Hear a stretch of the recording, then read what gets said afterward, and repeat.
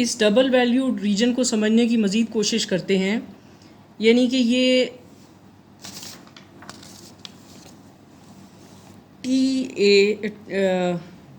T threshold से लेकर T A dash के दरमियान है। तो इस फ़र्क को मालूम करते हैं कि ये क्या इसकी वैल्यू आती है। सो यहाँ हम ये वो डिफरेंस मालूम कर रहे हैं। अगर हमने इससे पहले टी थ्रेशोल्ड की वैल्यू मालूम की, जो कि आप यहाँ देख पा रहे हैं, फिर हमने वैल्यू मालूम की टी ए डैश की, जो आप यहाँ देख पा रहे हैं। अब इन दोनों का डिफरेंस ले लीजिए, यानी this term minus this term, जो आपको इस इक्वेशन में नज़र आ रहा है। ये वैल्यू सब्स्टिट्यूट करने के बाद है, अगर इसमें से ये वाली, चूँकि ये टर्म जो है थ्रेशोल्ड वाली है, इसको कॉमन लेने की कोशिश की है मैंने माइनस साइन के साथ, क्योंकि नेगेटिव वैल्यूज़ में इंटरेस्टेड हैं फ़िलहाल। तो आपके पास जब ये कॉमन लिया, इट मीन्स कि जो इसमें टर्म्स नहीं हैं और इधर हमने ले ली हैं तो उससे डिवाइड कर देंगे, जो इधर ले ली हैं उनसे मल्टीप्लाई कर देंगे और इसकी जगह 1 आ जाएगा। माइनस चूँकि कॉमन लिया है, ये टर्म प्लस हो जाएगी, ये माइनस कॉमन लिया है तो यहाँ पर माइनस आया। इसमें से M Y M B common है, ये डिनोमिनेटर भी बाहर है, तो यहाँ पर टर्म 1 बच रही है।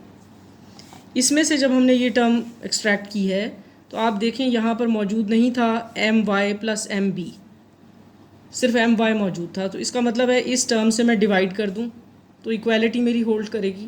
इसी तरह नहीं मौजूद था M Y plus M B minus M A, तो इसलिए ये मल्टीप्लाई हो गया जब ये वाली टर्म कॉमन ले ली। ये किसके इक्वल है? ये टी थ्रेशोल्ड के इक्वल है। अब नेक्स्ट स्टेप में मैंने ये किया है, इसको टी थ्रेशोल्ड के इक्वल सब्स्टिट्यूट करके यहाँ एलसीएम लेकर तो ये ब्रैकेट्स खोल दिए हैं, यानी कि ये सारी टर्म जब एलसीएम लिया तो ये टर्म्स आ गई जो कि आप यहाँ देख सकते हैं, माइनस ये टर्म ऊपर चली गई जो ये यहाँ पर आपको दिखाई दे रही है। इन दोनों को मल्टीप्लाई करके ये लिखा है। ये सारी ब्रैकेट्स खोलने के बाद कुछ टर्म्स इसमें कैंसिल आउट हो जाएंगी, जैसे कि एम वाई स्क्वायर जो है वो इधर भी आ रहा है, M Y square, M Y M B दोनों तरफ है, ये भी कैंसिल हो गया, ये भी कैंसिल हो गया। तो जो टर्म बची that is M A times M B, और डिनोमिनेटर में उसी तरह आ गया। So we will have T threshold times M A M B over M Y minus M A times M Y plus M B.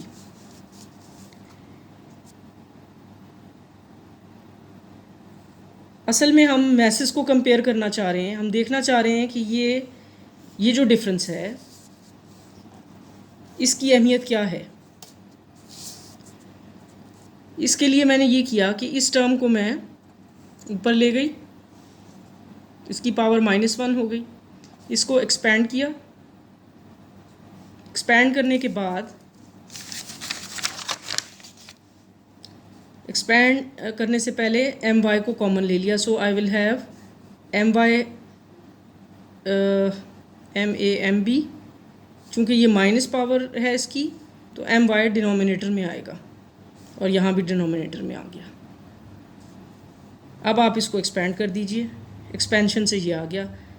M A क्या चीज़ है? M A वो projectile है जो किसी टारगेट के ऊपर फॉल किया है, और एम वाई टारगेट का मैस है। So this is quite lot heavier than M A.